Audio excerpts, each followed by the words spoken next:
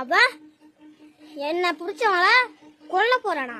ஏய், என்ன பிடிச்சவன் கோடி பேர் இருக்காங்கடா வெளில. ஆமா, இந்த பேய் பேர் என்ன சொன்னீங்க? ஹாய் கைஸ், சுந்தர்சியோட இயக்கத்திலையும் அவரோட நடிப்பிலையும் வெளியில் வந்திருக்கிற அரண்மனை 4 எப்படி இருக்குது அப்படின்னு தான் இந்த வீடியோவில் பார்க்க போகிறோம். ஏன்னா ஒரு பார்ட் எடுத்த, 2 பார்ட் எடுத்த, 3 பார்ட் எடுத்த, முக்க பார்ட்டாக எடுத்து சாவடிக்கிறியே அப்படின்ற ஒரு மைண்ட் செட்டில் தான் அரண்மனை 4 படத்துக்கு எல்லாரும் போயிருப்பாங்க, இன்க்ளூடிங் நானும் அப்படி தான் போனேன். வாங்க வாங்க, காலையில வருவீங்க எதிர்பார்த்தேன். காலையிலே வரதுனாங்க கக்கூசா. அரண்மனை 4 வந்து பிரம்மபுத்திரா நதிக்கரையில் வந்து படத்தோட கதை ஸ்டார்ட் ஆகும். அப்பா பொண்ணு வந்து போட்டில் போயிட்டு இருப்பாங்க. அப்போ ஒரு ஆத்மா வந்து கீழே தண்ணிக்குள்ளே அடியில் பதுக்கி வச்சுருப்பாங்க. இவர் போட்டில் துடுப்பை போட்டு போகும்போதே அந்த துடுப்பு வந்து அந்த ஆத்மா மேலே பட்டு புஷ் பண்ணும்போது அந்த ஆத்மா வெளியில் வந்துடும். இந்த பக்கம் அவர் பொண்ணு என்ன பண்ணுவாங்கன்னா, நதிக்கரையில் கையை அப்படியே அலசிட்டே வருவாங்க. அப்போ ஒரு கட்டை கிழிச்சிடும். அவங்க கையிலேருந்து பிளட்டு தண்ணியில் கலந்து அந்த பேயோட உருவமும் இதுவும் ஒன்றும் மிங்கிள் ஆகும். இதுதான் படத்தோட ஃபஸ்ட்டு சீன். அப்படியே கட் பண்ணி என்ன பண்ணுவாங்கன்னா, சுந்தர்சியை காமிப்பாங்க. சுந்தர்சி நேர்மையான ஒரு வக்கீலாக இருப்பார். அவரை கட் பண்ணி காமிச்ச பிறகு அவர் தங்கச்சி மேலே ரொம்ப பாசமான மனிதர் அப்படின்ற மாதிரி தான் அந்த சீன் இருக்கும். ஐயோ, மறுபடியும் தங்கச்சி சென்டிமெண்ட்டா அப்படின்னு நம்ம எல்லாருக்குமே தோணியிருக்கும். தமனா அவங்க ஃபேமிலியோட ஜாலியாக வாழ்ந்துட்டு இருப்பாங்க. அவங்க ஹஸ்பண்ட், தமனா, 2 பசங்க அப்படின்னு சொல்லிட்டு அந்த ஒரு சாங் முடிஞ்ச பிறகு தமனாவோட ஹஸ்பண்ட் ஜாக்கிங் போவார். போன இடத்துல இறந்து போயிடுவார். இறந்தவர் திருப்பி அடுத்த செகண்டே வீட்டில் இருப்பார். வீட்டில் இருந்து நம்ம பசங்க எங்கே அப்படின்னு சொல்லி கேட்பாரு. கேட்டு முடித்ததும் ஊர்க்காரங்க வந்து உங்கள் ஹஸ்பண்ட் இறந்து கிடக்காங்கன்னு சொன்னதும் தமனா இங்கேருந்து ஓடுவாங்க. ஒரு பையன் ஷார்ட் ஃபிலிம் எடுத்துகிட்டு இருக்கிற பையன் இப்படி கேமரா வச்சுட்டு பார்ப்பான். சவுண்டு கேட்குன்னு சொல்லிட்டு வீட்டுக்குள்ளே போய் பார்ப்பான். கிணத்தடியில் தமனாவை இறந்து கிடப்பாங்க.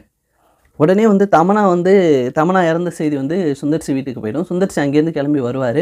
வந்து பார்த்தா சில அமானுஷ்யங்கள்லாம் அந்த ஊருக்குள்ளே நடந்துட்டு இருக்கும். இதெல்லாம் வந்து சுந்தர்சி பார்த்த பிறகு தன் தங்கச்சியோட சாவு வந்து தற்கொலை இல்லை, இது கொலை தான் அப்படின்னு சொல்லி கண்டுபிடிப்பார்.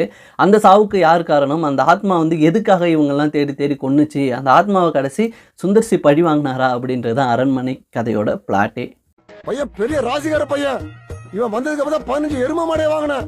ஏமான பெத்த பின்ன எருமாடு தாண்டா வாங்க முடியும். அரண்மனை 2, 3லாம் வந்து பயங்கர மொக்க போட்டதுனால அரண்மனை 4 வந்து எப்படி இருக்கும் அப்படின்ற மைண்ட் செட் எல்லாருக்குமே இருந்துச்சு. அப்படி தான் படத்துக்குள்ளே போயிருப்பாங்க. ஆனால் இந்த இடத்துல சுந்தர்சி கையில் எடுத்த ஆயுதம் காமெடி கண்டென்ட் வந்து கொஞ்சம் அதிகமாக வச்சு அதே பேரலாக கதையில் வந்து பேயை காட்டுற சீன்லையும் அதை பயமுத்துற சீன்லையும் காட்டி கதைக்குள்ளேயே வச்சுருந்து திருப்பி கிளைமேக்ஸில் வந்து படத்தை வந்து எங்கேயுமே போர் அடிக்காமல் சுந்தர்சி டச், அதாவது கிளைமேக்ஸில் ஒரு பயங்கரமான காமெடி சீக்வன்ஸ் இருக்குது. அதெல்லாம் பயங்கரமாக உங்களுக்கு ஒர்க் அவுட் ஆகும். அந்த சீனோட வந்து படத்தை முடிச்சிருக்காரு சுந்தர்சி. சிஜி ஒர்க்லாம் பயங்கரமாகவே பண்ணியிருக்காங்க படத்தில் சுந்தர்சி நம்பினது அவரோட கதைக்களத்தை, அது வந்து நல்லாவே தெரியுது. அவரும் எந்தவித பில்டப் இல்லாமல் நல்லா நடிச்சிருக்காரு. யோகி பாபு, VTV கணேஷ், கோவை சரளா இவங்க எல்லாருமே வந்து காமெடி கண்டென்ட் வந்து நகர விடாமல் பார்த்துக்கிட்டாங்க. சாகுறதுன்னு முடிவு பண்ணதுக்கு அப்புறம் தூக்கில் மாட்டிக்கிட்டானே, லாரியில் மாட்டிக்கிட்டானே, எல்லாம் ஒன்று தானப்பா. ஆஷிகனா வந்து ஒரு நார்மலான ஹீரோயினாக வந்து போயிட்டு இருந்தாங்க. படத்தில் வந்து சில லாஜிக் மிஸ்டேக்கும் இருக்குது. அந்த பேய் வந்து பழி வாங்குறது எல்லாம் ஒரு சேம் டேட் ஆஃப் பர்த்தில் பிறந்த சில பேரோட பிளட் குரூப்பு, அந்த சேம் டேட் ஆஃப் பர்த்தில் பிறந்தவங்கள தான் வந்து பழி வாங்கிட்டு இருக்கோம். ஸோ அதை கண்டுபிடிக்கிறதுக்காக சுந்தர்சி வந்து VO ஆஃபீஸை போய் உடச்சி உள்ளே போய் பார்ப்பாரு. அது வந்து அந்த சீன் ரொம்பவே படத்துக்கு டச் இல்லாமல் இருந்துச்சு. அதாவது அந்த சீன் தேவை தான், ஆனால் சுந்தர்சி வந்து அதை டக்குன்னு போயிட்டு ஊர் திருவிழா நடந்திருக்கும், ஒரு பூட்டை உடச்சி உள்ளே போயிட்டு எல்லா டாக்குமெண்ட்லேயும் பேர் பார்ப்பாரு. அந்த சீன்லாம் கொஞ்சம் ஓவராக தான் இருந்துச்சு.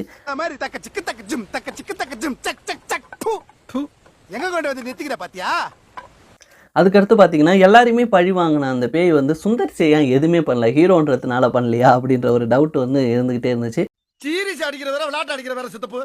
மற்றபடி லாஜிக் மீறல்கள்லாம் இல்லாமல் படமாக பார்த்தீங்கன்னா வந்து எங்கேயுமே செதற விடாமல் நல்லாவே எடுத்திருந்தார். அரண்மனை 4 நம்ம எல்லாருமே கண்டிப்பாக ட்ரை பண்ணலாம். இந்த சம்மருக்கு ஒரு சூப்பரான படம் அரண்மனை 4 தான். கண்டிப்பாக நீங்கள் போய் பாருங்கள். இது ஒரு பாசிட்டிவ் ரிவ்யூவாக தான் இருக்கும். நம்ம சேனலில் ஃபஸ்ட் டைம் பார்க்குறவங்க நீங்களாக இருந்தால் மறக்காமல் கொஞ்சம் சப்ஸ்கிரைப் பண்ணிடுங்க ஃப்ரெண்ட்ஸ். வேலு, என்ன இங்க நின்னுட்டீங்க? உள்ள வந்து இருக்க வேண்டியதானே? பரவாயில்லைங்க. கேஸ ஒழுங்கா நீ டீல் பண்ணலினா எல்லாரும் உள்ளதா இருக்கணும்.